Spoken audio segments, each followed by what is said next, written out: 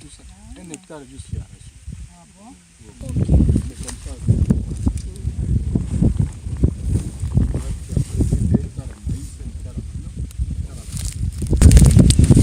Non, saison B, ça dit à mois de septembre.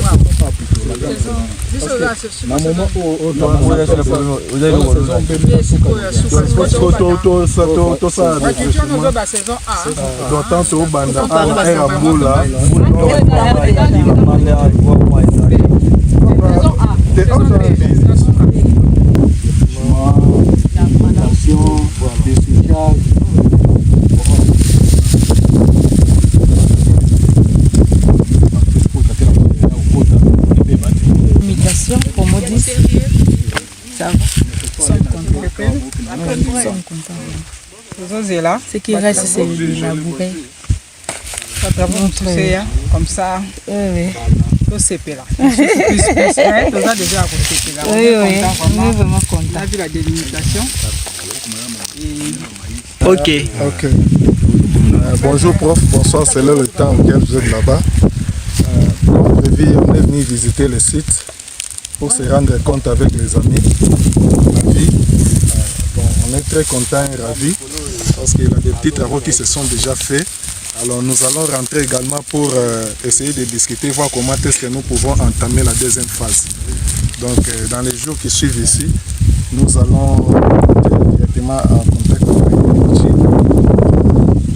nous allons essayer de vous faire signe déjà de la situation. Donc on est vraiment un peu pressé compte tenu de la saison de pluie qui vient, nous voulons avancer avec les travaux. Donc merci beaucoup, on est très content, on a vu les panneaux comme vous l'avez déjà fait ici. Donc c'est à nous maintenant de progresser avec les autres étapes. Aujourd'hui, je vais vous parler de notre programme de location de terre en République démocratique du Congo. C'est un programme à 3 volets. Le premier volet consiste juste à la location simple de terre, de vastes terres agricoles.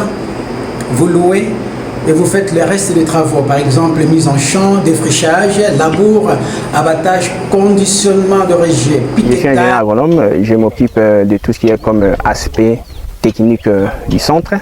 Et par aspect technique, je vois tout ce qu'il y a comme aspect culturel et plantes. Vous aurez à tout le temps les images. À chaque 2 semaines, nous vous enverrons les images pour vous. Tozobenga ba mama nyonso o bazali banda mboka. Soki boye, bosombi, toto loué et que ça malamu mingi.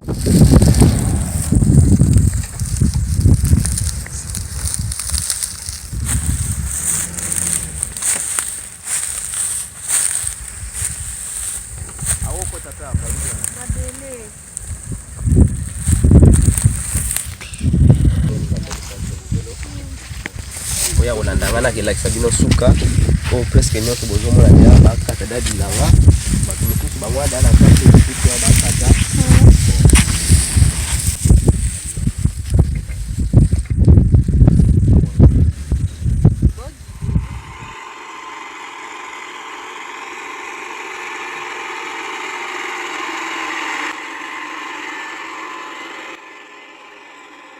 Why am I looking at you? You're a picture in a frame. I make believe you're next to me, but I know it's not the same. Why am I looking at you? You're a pixel on a screen. Your animating principle is nowhere to be seen. Why am I lost in a loveless fantasy when somebody real is waiting out there for me? Why am I looking at you? I've enjoyed the years I've wasted, but the time has come to face the fact that none of what I see is true. So I'm gonna stop looking at you. I'm gonna stop looking at you. Oh, why am I looking at you?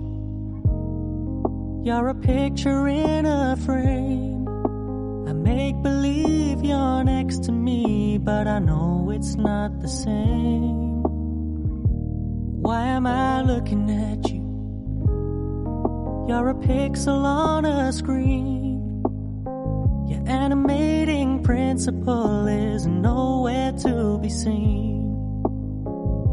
Why am I lost in a loveless fantasy when somebody real is waiting out there for me? Why am I looking at you? I've enjoyed the years I've wasted, but the time has come to face the fact. None of what I see is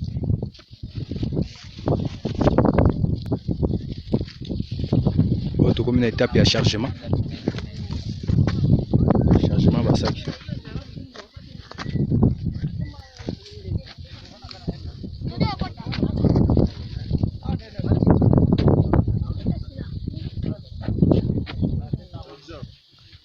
Maman be somba bambala bango.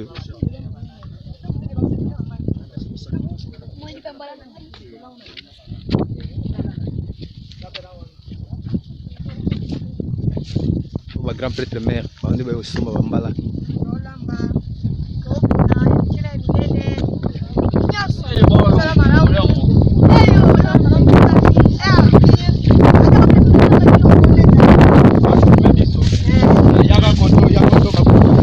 Maman, boni, msala jonction ndeni.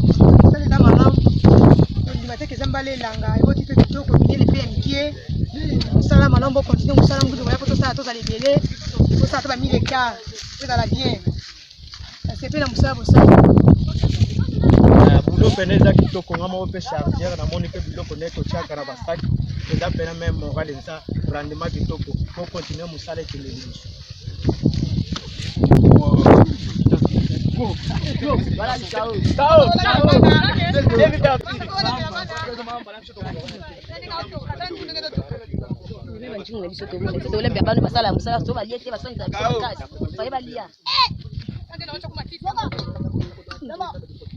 Bala on sauti na bilanga wao. Sana production pour le 565. Oui, comment d'abord pas moula. Wala linyo kunanga pe wala bo wana kubayiba kingango.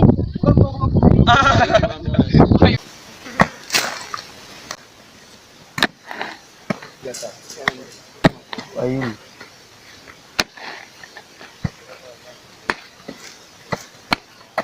Afeneya bazawa te hein. Namona bato konjo na konjo. L'élément. L'élément. Ça va aller à 10 boules, 80 boules bazar. Koyeba nde musala te sala moi bien. Koyeba musala sala bien. Parce que elo wa tu wa sala. Pas di domaine te bazali. Kaka Congo. Oui, ayo hein.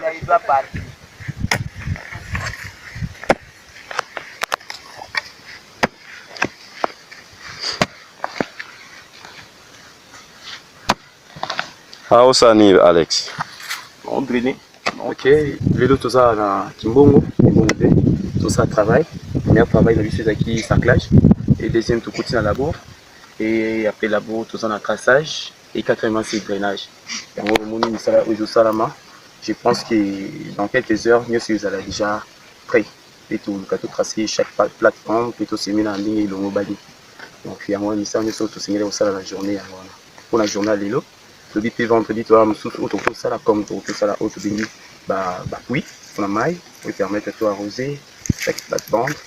Alors on a programme la sur les acquis permis tout ça là pendant une semaine mais tellement tout ça là bateau la force bah bien ça là et va tanguer en en plus ça va permettre à toi réduire un peu des jours pour tout le temps ça là qui est un peu rapide.